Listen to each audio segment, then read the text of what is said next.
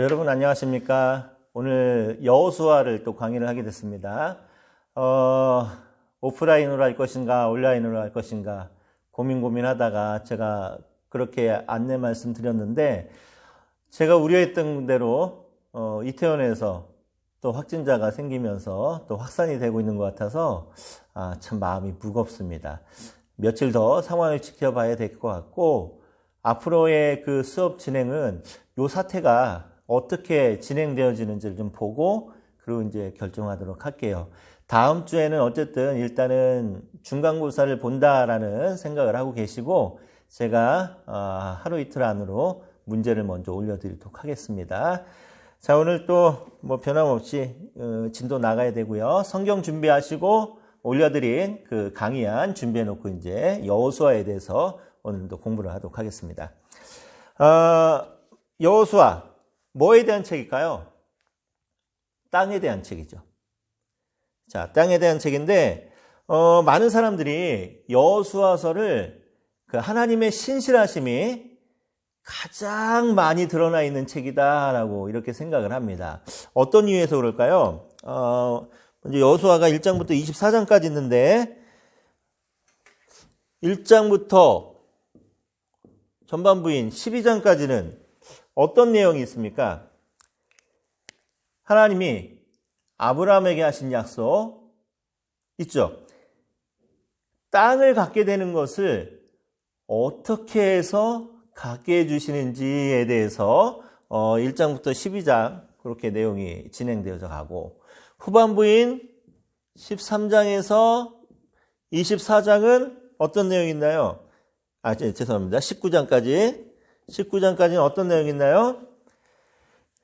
이 약속의 대상자 이스라엘 백성들이 땅을 어떻게 나누었는가, 어떻게 나누어 가졌는가에 대해서 이제 회고하는 책이 바로 여호수아입니다.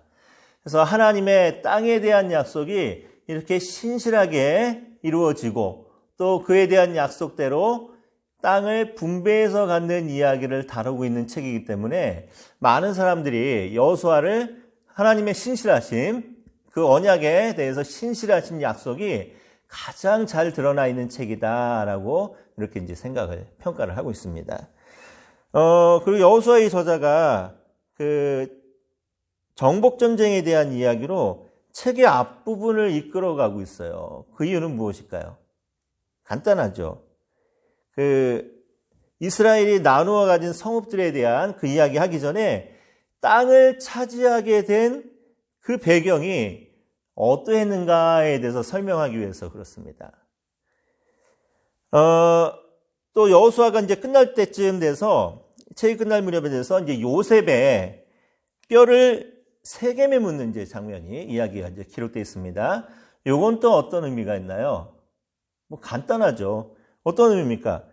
요셉의 유언이 이루어지는 것과 동시에 이제 드디어 애굽을 탈출하고 광야 생활이 완전히 막을 내리는, 그래서 이제는 땅에 정착하는 그런 민족이 되었다라는 것을 의미하고 있는 그런 사건이 되겠죠.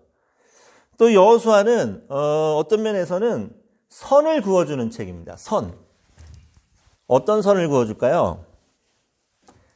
자, 먼저는 어떤 선이 있습니까? 나라와 나라 사이에 국경선을 그어주죠.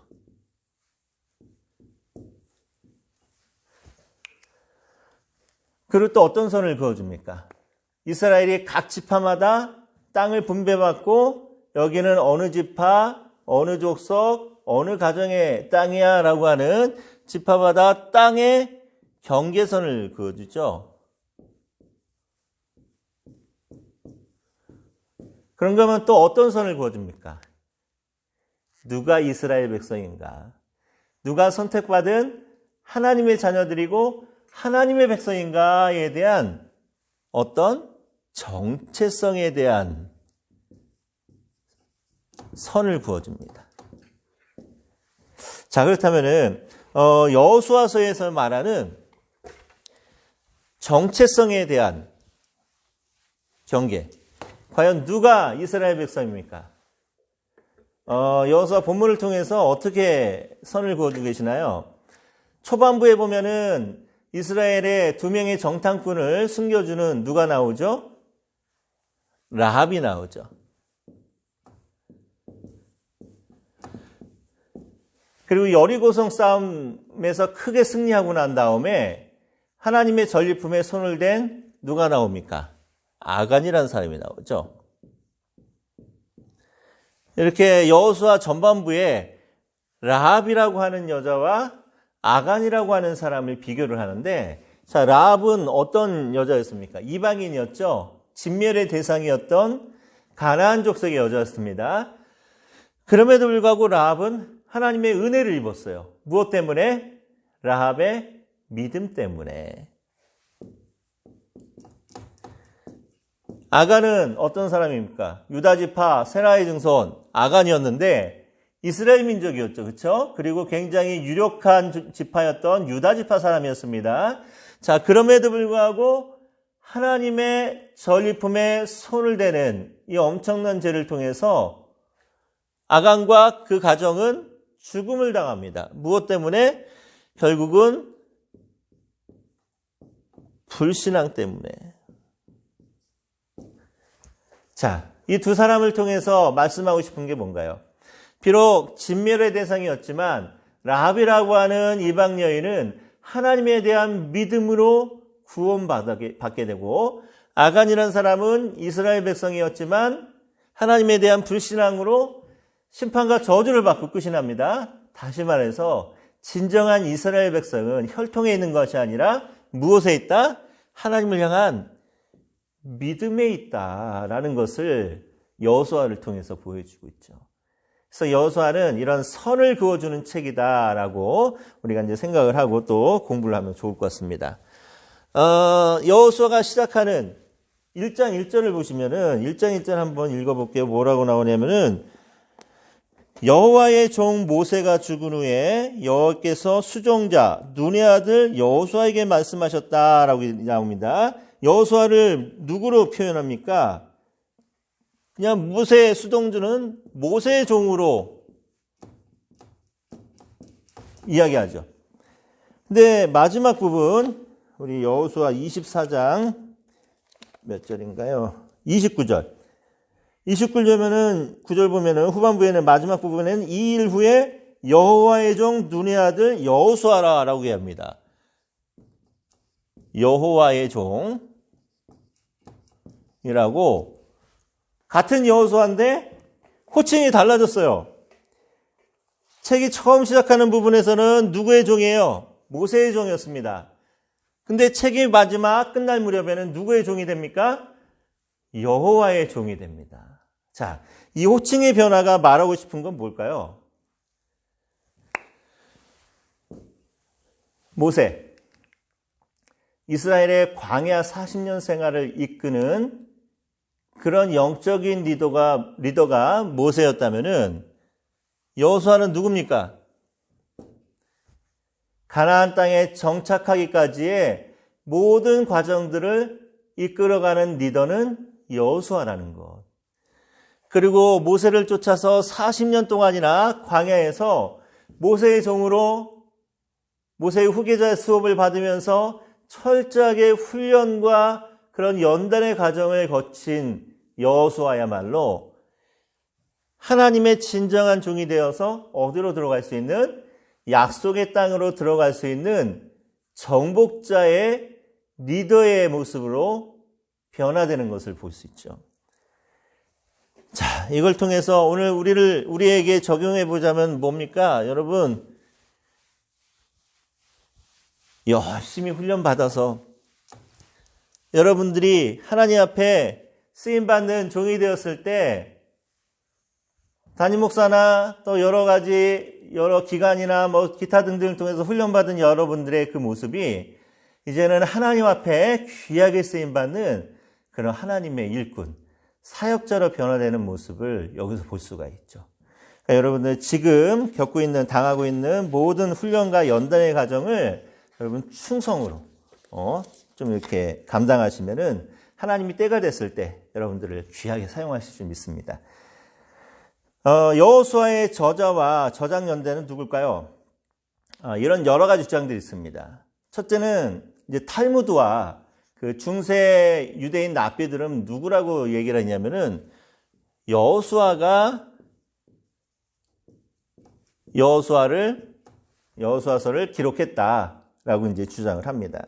그런가 하면 또 어떤 이제 주장이 있는가 하면은 이 전쟁과 이 모든 땅을 분배하는 이런 과정들을 다 직접 목격했던 여호수아보다 더 오래 살았던 어떤 장로 중에 하나가 여호수아를 기록하지 않았겠느냐라고 하는 그런 주장도 있습니다. 그런가 하면 이제 여호수아를 보면은 사무엘서 여호수아 오늘까지라고 하는 그런 이제 표현이 있습니다. 오늘까지 뭐 했다, 오늘까지 뭐 정복하지 못했다, 오늘까지 뭐 했다. 이런 표현을 봤을 때, 사무엘이 여호수아와 함께 사무엘서 두 권의 책을 함께 기록하지 않았을까라고 이제 생각하는 그런 주장들도 있습니다. 자, 근데 오늘날 대부분의 학자들은 여호수아가 기록하지 않았다라고 생각을 하고 있어요. 그리고 저작 연대도 훨씬 후대인 주전 6세기나 7세기경에 저작되지 않았겠는가라고 이제 내다보고 있습니다. 자, 그런데 여호수아의 많은 부분들을 여호수아가 기록하지 않았다라고 할지라도 우리 성경의 기록을 보면요. 특히 이제 24장 26절 보면은 뭐라고 나오냐면은 여호수아가 이 모든 말씀을 하나님의 율법책에 기록하고 라고 하는 구절이 있습니다. 그러니까 여호수아 전체를 여호수아가 다 기록하지는 않았다 할지라도 꽤 많은 부분을 여호수아가 기록을 했고, 그렇다면 주전 6세기, 7세기는 뭐냐? 이거는 저작 연대가 아니라 이 여호수아서 이 책이 완전하게 편집이 끝난 시기를 6세기에서 7세기로 내다보고 있습니다. 여태까지 이제 주장들이 이런 주장이 있고, 요걸 이제 참고하시고 여호수아를 공부하시면 좋을 것 같아요. 자, 여호수아를 기록한 기록 목적이 있죠. 자, 어떤 목적이 있을까요? 먼저 첫 번째는 이스라엘 초기 그 역사의 한 부분을 신학적인 관점에서 해석하기 위해 저작했다라는 말이 있습니다. 자, 이게 무슨 말인가 하면은 아브라함에게 하신 약속이 있죠. 요 땅이란 것은 아브라함에게 약속하신 땅은 이스라엘의 역사의 한 부분이죠. 자, 근데 이것이 어떻게 이루어졌습니까? 하나님의 신실하심으로 약속이 이루어졌다라는 거예요. 그래서 신학적인 관점으로 해석을 하기를 어떻게 해석할 수 있는가 하면은 하나님은 믿을 수 있는 분이다. 이미 수백 년 전에 아브라함에게 하신 약속을 이렇게 신실하게 지켜가는 모습을 볼 때 하나님은 정말 믿을 만한 분이다라는 것을 이 책을 통해서 알 수 있다라는 거죠. 저작 목적, 하나님의 신실하심을 알 수 있다라는. 그리고 또 두 번째로 어떤 목적이 있을까요? 하나님께서 그 모든 역사를 주관하고 계신다라는 것을 지속적으로 계속해서 강조하기 위해서 여호수아서를 기록했다라고 얘기합니다. 자, 이게 무슨 말입니까? 이제 역사의 흐름뿐만이 아니라 기적 등을 통해서, 기적과 같은 것들을 통해서 계속해서 이스라엘에게 간섭하시고 개입하시는 그 역사를 주관하고 계시는 그 하나님에 대해서 이제 말하고 있다는 거죠. 자, 이렇게 하나님께서 계속해서 이스라엘 역사에 관여하시는 이유는 뭡니까? 간단하죠. 땅을 주시기 위해서, 다른 거 주기 위해서가 아니라 땅을 주시기 위해서 계속 기적도 보이시고 계속해서 이스라엘의 역사에 관여하고 있다. 이것을 알게 하기 위해서 여호수아를 기록했다라는 목적도 있습니다. 그런가 하면 또 어떤 목적이 있나요? 하나님의 백성이 가장 기본적인 도리가 뭔가요? 하나님 앞에 믿음으로 순종하는 거죠. 순종할 때만 하나님께서 이 모든 약속을 신실하게 이행해 나가신다라는, 또 순종할 때만 이 모든 과정 속에서 승리하게 해주신다라는 것을 알게 하기 위해서 여호수아서를 기록했다라고 이제 보고 있습니다. 여호수아서에는 여러 가지 논쟁거리가 있어요. 자, 첫 번째 어떤 논쟁거리가 있을까요? 가나안 족속들입니다.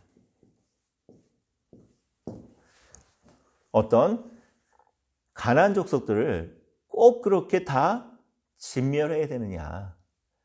이 중에는 선한 사람들도 있었을 텐데 이 모든 사람들을 다 잡아서 이렇게 진멸하는 것이 과연 옳은 것이냐? 하나님이 너무 좀 잔악하지 않았냐? 잔인하지 않으셨냐? 이런 이제 논쟁거리가 있습니다. 자, 그런데 그렇다면은 가나안 족속들을 이렇게 멸망시켜야 되는, 진멸시켜야 되는 이유가 뭡니까? 분명히 가나안 족속 중에서도 선한 마음을 갖고 살아가는 사람들도 있었을 텐데 그럼에도 불구하고 이렇게 가나안을 진멸해야 되는 이유에 대해서 먼저 알아봐야 되겠죠. 그 이유가 뭡니까?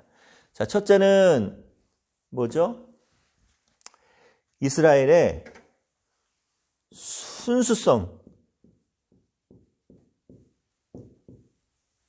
어떤 순수성? 믿음에 대한 순수성, 인간성에 대한 순수성을 보존하기 위해서. 비록 가나안 족속의 선한 사람들도 진멸되어야 되는 그런 아픔이 있긴 하지만 하나님께서는 무엇보다 이스라엘 백성들의 순수함을 위해서 가나안 백성들을 진멸하셨다는 거죠. 그러니까 하나님의 그 사랑은 한편으로는 절대적입니다. 모든 사람들에게 다 똑같은 절대적인 사랑이기도 해요. 하지만 한편으로는 상대적일 때도 있다는 거죠. 선택한 이스라엘 백성들을 위해서 마음은 아프지만 가나안 백성들을 진멸해야 되는 이런 상대적인 사랑일 때도 있다는 것을 보여주고 있습니다. 제가 이 기회를 통해서 참 양해 말씀드릴 건 뭐냐면은 제가 제 수업을 듣는 학생들을 한 영혼 영혼이 전부 다 하나님 앞에 귀하게 쓰임받는 사역자들이 되기 원하는 마음은 변함이 없습니다. 진실입니다. 절대적인 거죠. 그러나 성적을 낼 때는 어떻게 해야 돼요? 이게 상대평가란 말이에요. 그래서 저의 마음은 절대적이지만 성적에 있어서만큼은 할 수 없이 상대적으로 평가해야 된다는 거. 이 정말 마음이 아픕니다. 그래서 이번에는 특별히 코로나 때문에 이런저런 어려움이 있어서 학교에서 또 은혜를 베풀어서 모두에게 그냥 절대평가해라 라고 하면은 제 마음이 정말 가벼울 텐데 그래도 학교에서 끝까지 상대평가를 이제 이야기한다면은, 어쩔 수 없이, 제 마음은 아프지만 상대적으로 평가해야 되기 때문에 그건 좀 이해를 해주시면 감사하겠어요. 그리고 또 두 번째, 가나안 사람들이 왜 진멸당해야 되나요? 첫째가 이스라엘 백성들의 순수성을 위해서라면은 두 번째는 가나안 사람들의 죄 때문이죠. 죄. 물론 가나안 사람들의 죄 때문에 진멸당해도 그 안에 있는 선한 사람들까지 다 진멸당해야 된다는 그런 이제 문제와 아픔이 있긴 하지만 그럼에도 불구하고 전체 가나안 사람들이 진멸당해야 될 만큼 총체적으로 사회적으로 총체적으로 그만큼 그 사회가 죄로 가득 찬 사회였다라는 거예요. 자, 이렇게 진멸받아야 될 정도로 가나안 사람들의 죄가 얼마나 큰 죄였는가 하면은 그 죄의 내용이 이제 레위기 18장 6절에서 30절까지 가나안 백성들의 그 죄에 대해서 이제 열거가 되어 있습니다. 대부분 하나님의 창조 섭리를 벗어나는 그런 정말 성적으로 문란한 그런 죄들을 이제 기록을 하고 있는데 그러한 모습을 볼 때 가나안 백성들의 소수 선한 사람들도 있긴 하지만 총체적으로 진멸을 피하기에는 어려운 시대였다라는 것을 이제 알 수가 있죠. 자, 또 여호수아서에 또 여러 가지 논쟁거리 중에 하나가 뭐냐면은 여러분들 많이 들어보셨을 것 같아요. 두 번째는 뭐냐면은 라합입니다.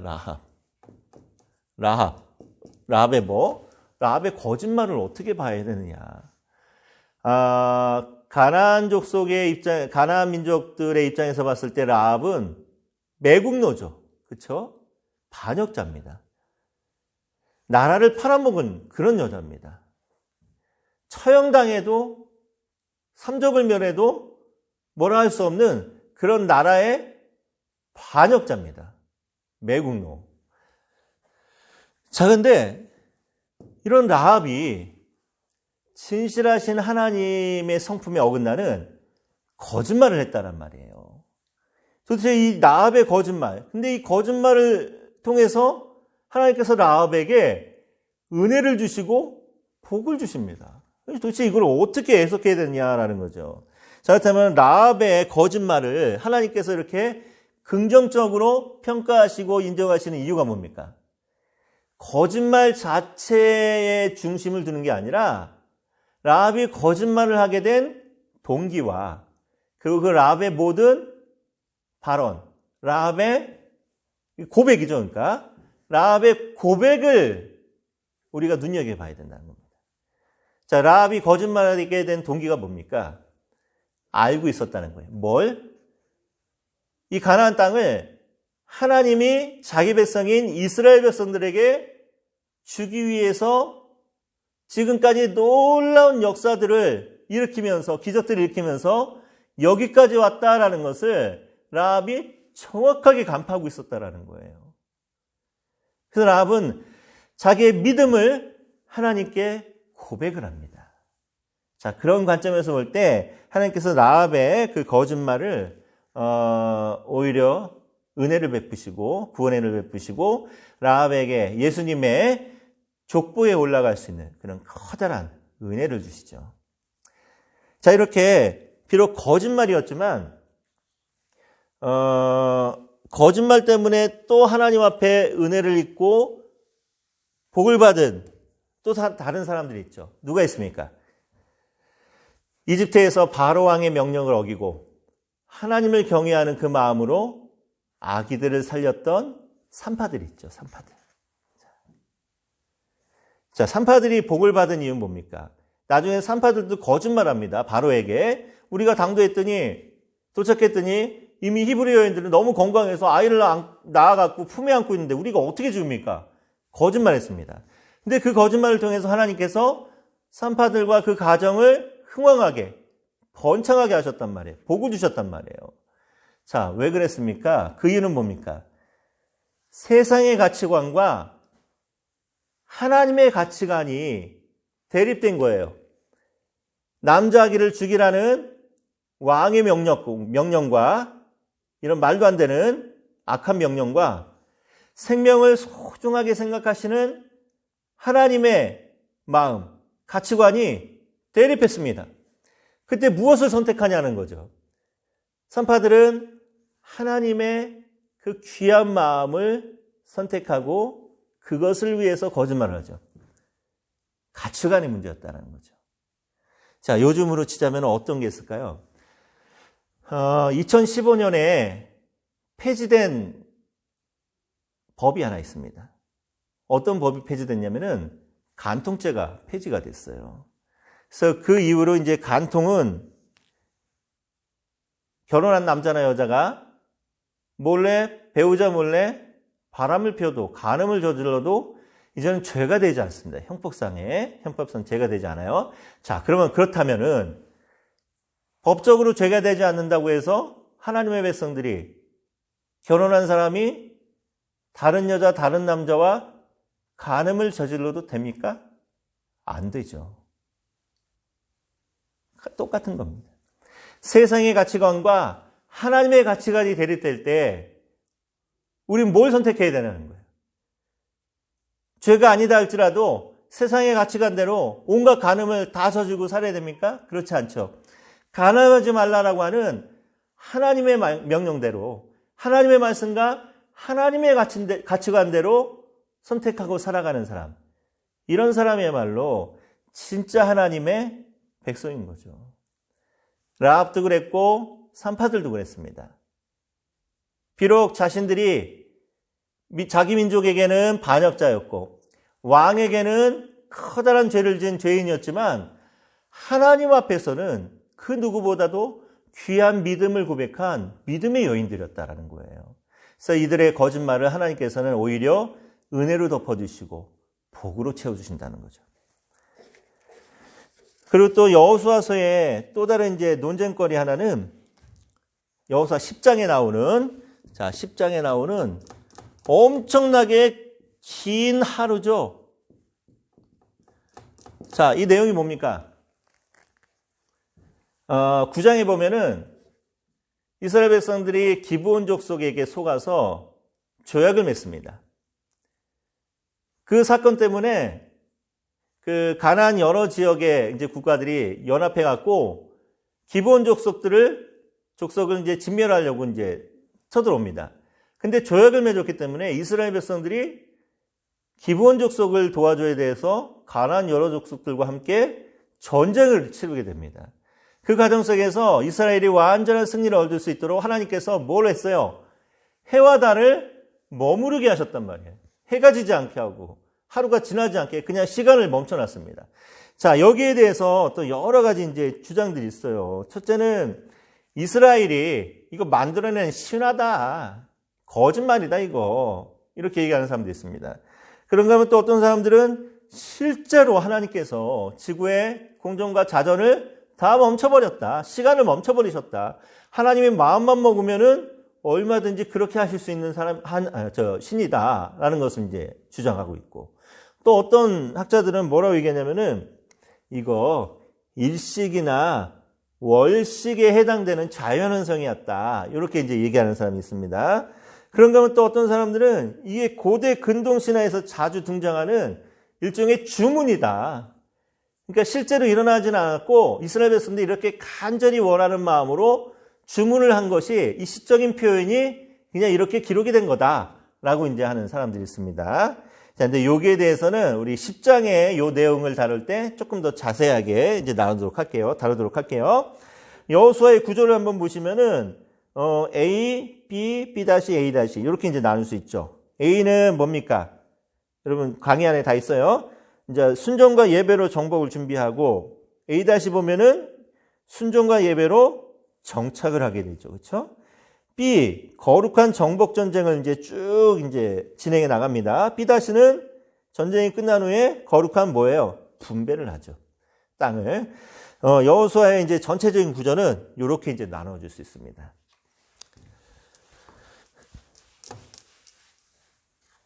자, 이제 본문으로 한번 들어가 볼게요. 자, 여호수아 1장을 보시면은 여호수아 1장에는 책의 통일성이나 이런 것들을 이제 더할 수 있는 굉장히 여러 가지 다양한 주제들이 있습니다. 자, 어떤 주제들이 있는가 하면은 여호수아 1장에는 첫째는 리더십이에요. 리더십의 변화. 누구에서 누구로? 모세에게서 여호수아로. 자, 그런데 우리 1장 1절을 한번 우리 같이 읽어볼게요. 여호수아 1장 1절. 여호와의 종 모세가 죽은 후에 여호와께서 모세의 수종자 눈의 아들 여호수아에게 말씀하여 이르시되. 자, 요 1장 1절 초반부를 보면은 모세가 죽었는데 너무 간단하게 표현되어 있죠. 여호와의 종 모세가 죽은 후에 모세가 죽었어. 그 다음에 하나님이 어떻게 하신 겁니까? 야, 여호수아야, 모세 죽었다. 이제 내가 너한테 말하겠다. 이렇게 넘어가는 거예요. 여러분, 모세가 어떤 사람입니까? 엄청난 사람이었죠. 애굽의 왕자였기도 했고 이스라엘 백성들을 정말 막대기, 지팡이 하나 들고 애굽에서 탈출시키는, 구원시킨 그 엄청난 사람이잖아요. 그리고 그 말 안 듣는 이스라엘 백성들을 자그마치 40년 동안을 광야 생활을 이끌어왔던 이스라엘 최고의 지도자다라고 평가받는 그 사람이 바로 모세입니다. 정말 엄청난 사람이에요. 광야 안에서도 얼마나 수많은 기적들을 일으켰습니까? 자, 근데 그런 모세가 죽었는데 성경은 뭐라고 기록하고 있냐면은 여호와의 종 모세가 죽은 후에라고 얘기합니다. 그리고 하나님께서 여호수아에게 말씀을 하시는데 이 말씀을 가만히 생각해 보세요. 한마디로 말해서 사람은 죽고 변해도 하나님의 비전은 계속된다는 거죠. 그렇죠?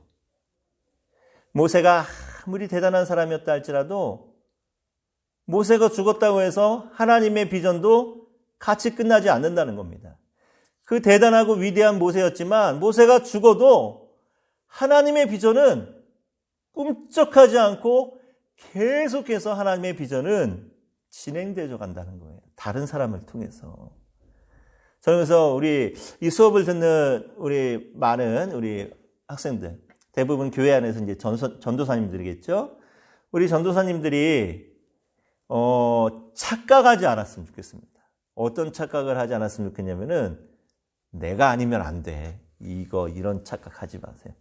제가 여러분만 할 때, 20대 후반, 30대 초중반, 정말 엄청난 착각 속에 살았던 사람이에요. 이거 나 아니면 안 돼. 내가 만약에 그만두면 이 교회에 엄청난 어려움이 있을 거야. 착각 중에 착각입니다. 제가 떠나든지 아무리 능력 있는 사람이 있다가 떠나도 하나님의 교회, 하나님의 비전은요, 걱정할 게 없어요. 계속해서 진행됩니다. 그러니까 여러분들은 뭐만 하면 돼요? 그저 겸손하게 하나님이 나에게 맡겨주신 이 귀한 사역들을, 이 귀한 영혼들을 돌보면서 내가 할 수 있는 최선을 다해서 이 사역을 감당하면 되는 거예요. 그리고 그 뒤에는 또 다른 사람이 계속해서 그 사역을 감당할 수 있습니다. 그러니까 우리가 절대 영적인 교만, 착각하면 안 된다는 거. 그리고 또 어떤 주제가 있을까요? 리더십이 변화되면서 하나님께서 여호수아에게 약속하시죠. 뭐에 대해? 땅에 대해서 계속해서 약속을 합니다. 이 땅을 내가 이스라엘 백성들에게 줄 거야. 너와 함께 이스라엘 백성들에게 이 땅을 줄 거야. 약속이 성취될 것이라는 확신을 줘. 그리고 또 어떤 주제가 있나요? 순정이죠, 순정. 제일 중요한 순정입니다. 앞으로 진행되어지는 모든 전쟁, 이 전쟁에 승리하기 위해서는 뭐가 필요하다? 순종이 필요하다. 믿기만 해라, 이거죠. 율법에 대한 절대적인 순종을 이야기합니다. 1장 7절, 8절 보니까. 그래서 이제 저자는 이 율법이 잘 진행되었다, 잘 지켜지고 있다라는